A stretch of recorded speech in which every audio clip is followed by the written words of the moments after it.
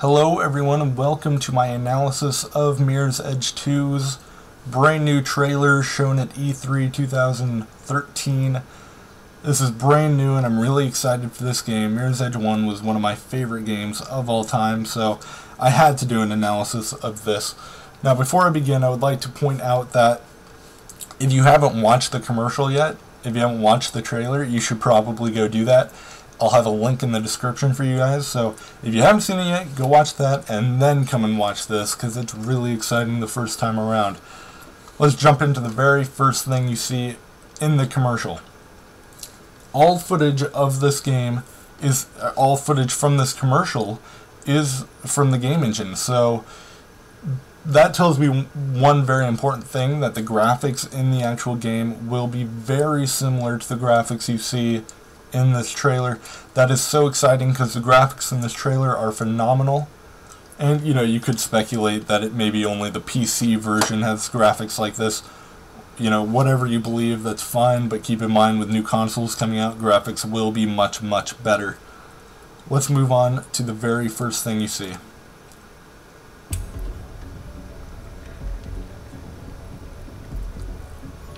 So the very first thing you see is a man giving someone a tattoo. Now, I'd like to point out that this tattoo is on the right arm of the person, but we'll go into more of that later.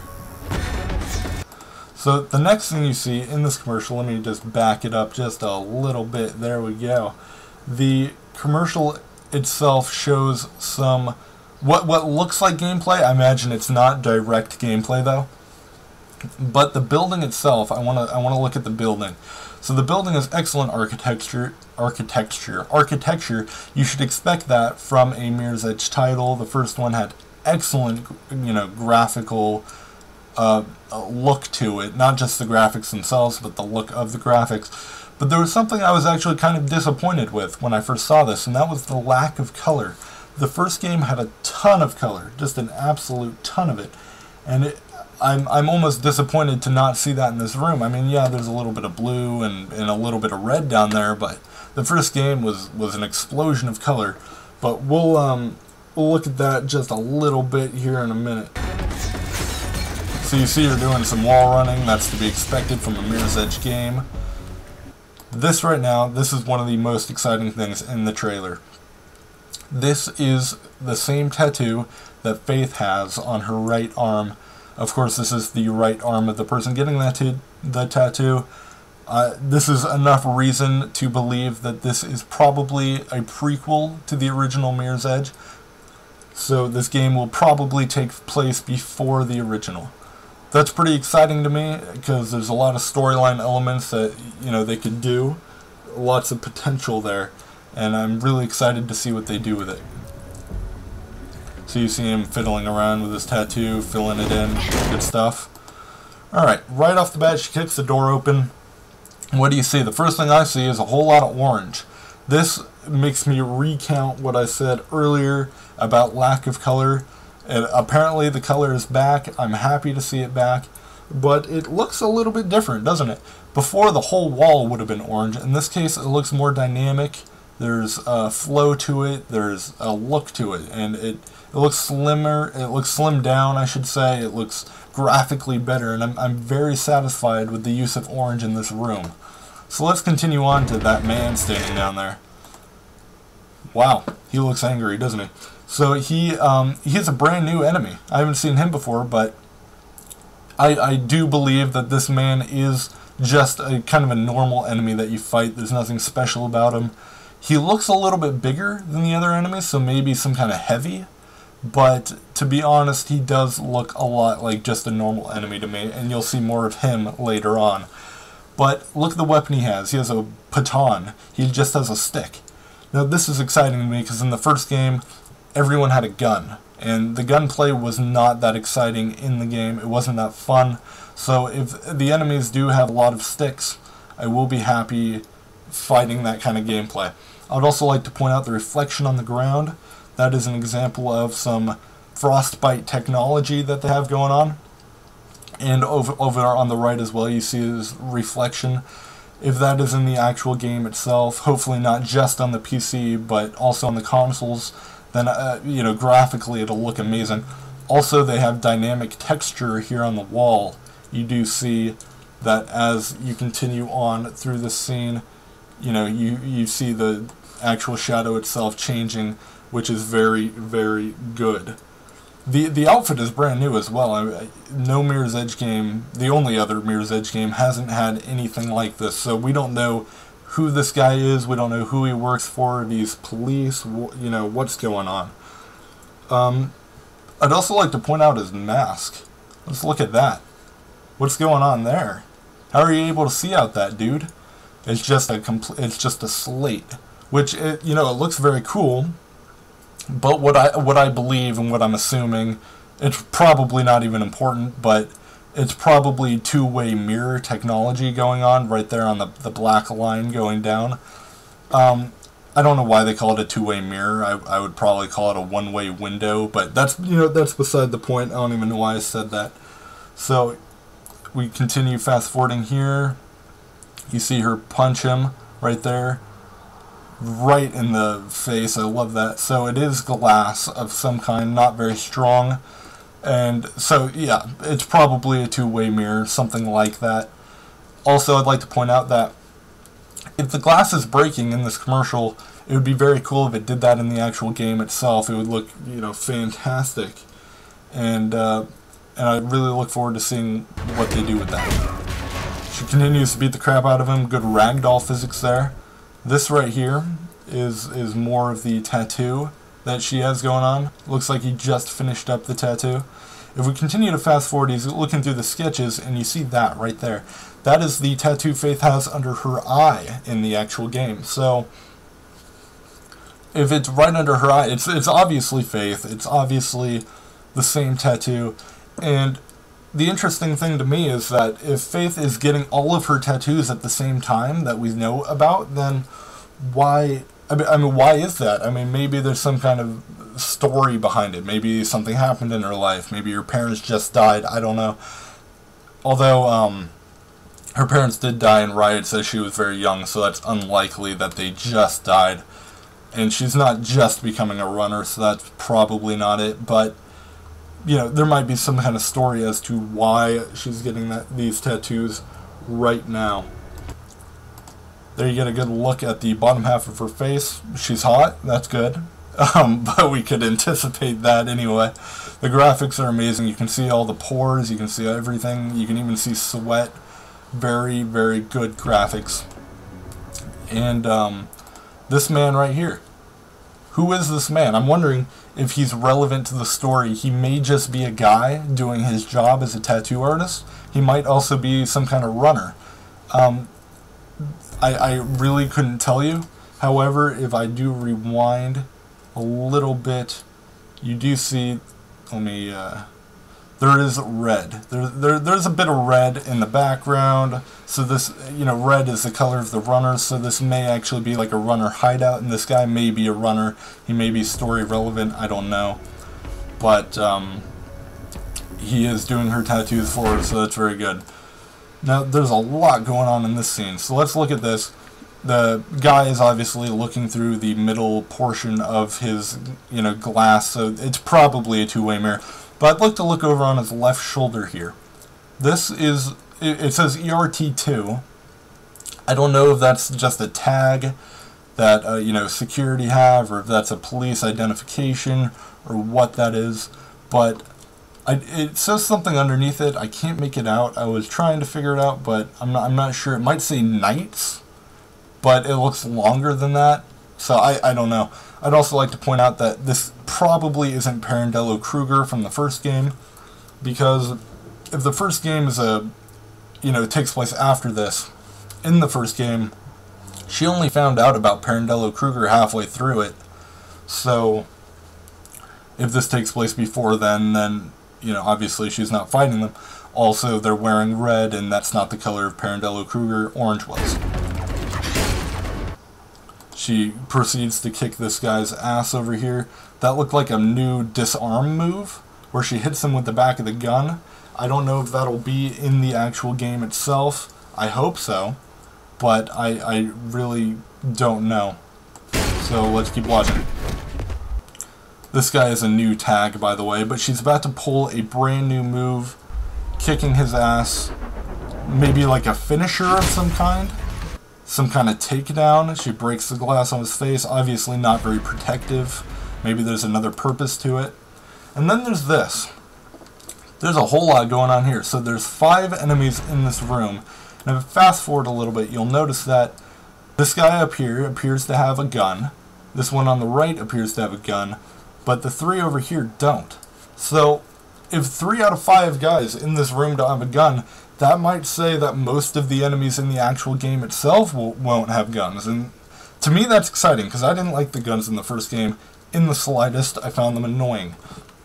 So it appears that they've made some effort to try to make the gameplay better. And to me that's extremely exciting. I love that. And you know, more power to you. Also, it appears that the armor is different for different people. These guys on the right have a more streamlined armor. The ones on the left appear to have, I don't know if you could call it higher ranking armor. I really don't know what you could call that. But I want to know what the difference is between these two. I haven't figured it out. But maybe they fight differently or something like that. That would be very interesting to see. Also, it may just be me, but the one on the left looks a little bit bigger than the one on the right. So the one on the left might be a heavy kind of fighter, and the one on the right might be a more agile fighter. Something like that, maybe. And I would like you to direct your attention over to the right. There's a TV screen. Let me back it up a little bit down to the beginning. There's a TV screen which appears to have an eyeball on it. And if we keep watching, it shows some, you know, maybe some new technology there. It says soft glass on the right, so it may be, you know, contact lenses. It may be something else, but my question is, if this is a contact lens company, A, why is Faith in there? And B, why is there 5 armed men in there? I'm just wondering if soft glass, I don't know if that's the name of the company or the product, but I don't know if the company here is doing something illegal. I don't know if this is personal security for soft glass. It looks like the actual name of the brand is up in the top left.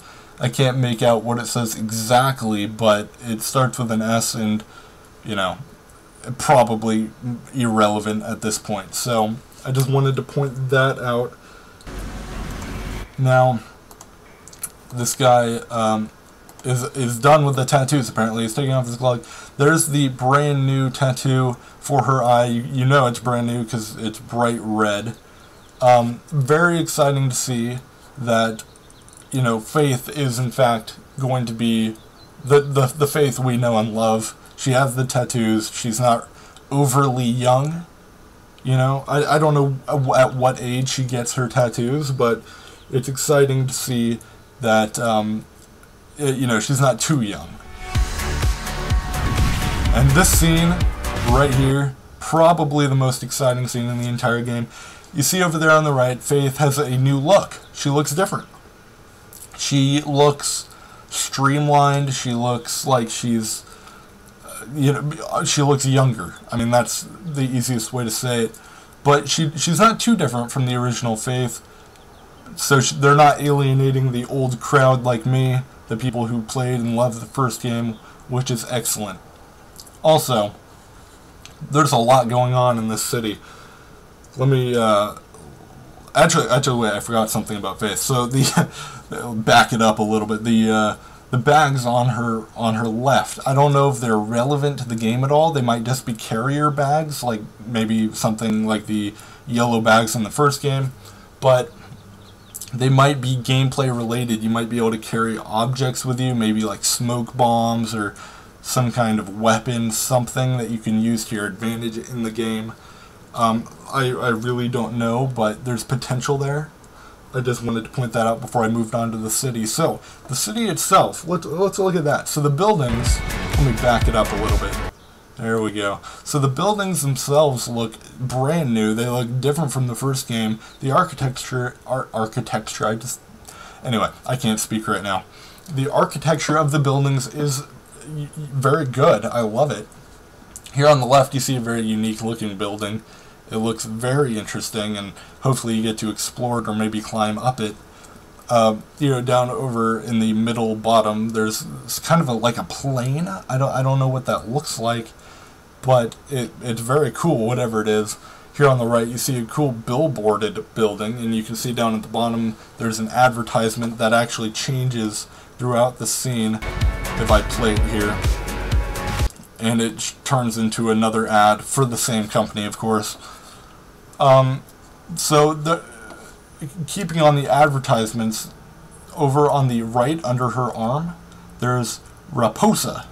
I don't know if that's a relevant company in the game or what, but it's interesting to see, that they put it in there.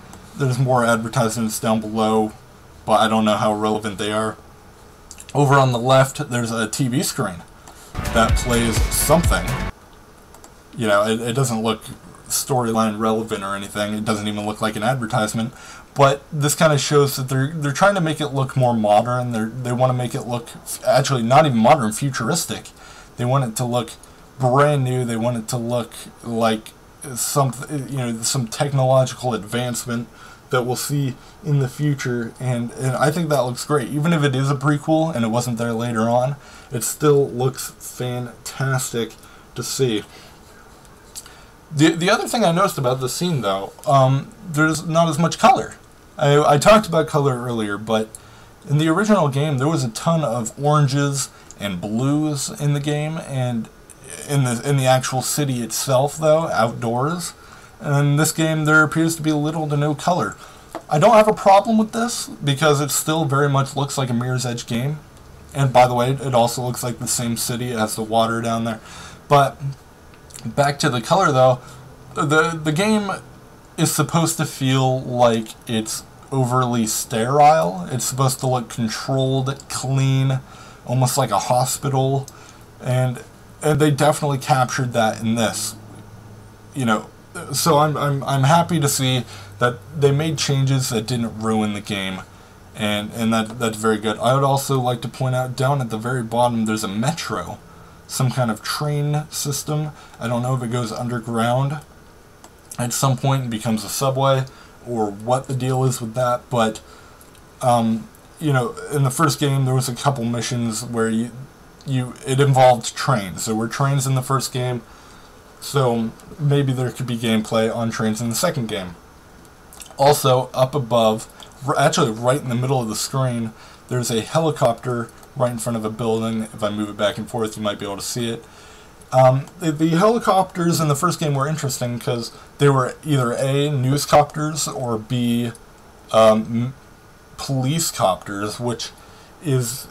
it's interesting to me because maybe they're looking for the runners, maybe they're searching for them. It kind of adds to the controlled feel of the game. There's no good helicopters, basically. All helicopters are bad, at least in the original game, so I want to see where they go with that in the actual game itself. Let me actually rewind and let you guys listen to the excellent music they play during the scene. That's good. Yeah! And there you go. There is the Mirror's Edge logo. They didn't change a thing about it. It looks fantastic. And there is the end of the commercial. Couple things here. Frostbite 3 engine down at the bottom. This is cool. They announced earlier on that it was going to be Frostbite 2 that the game was going to be made in.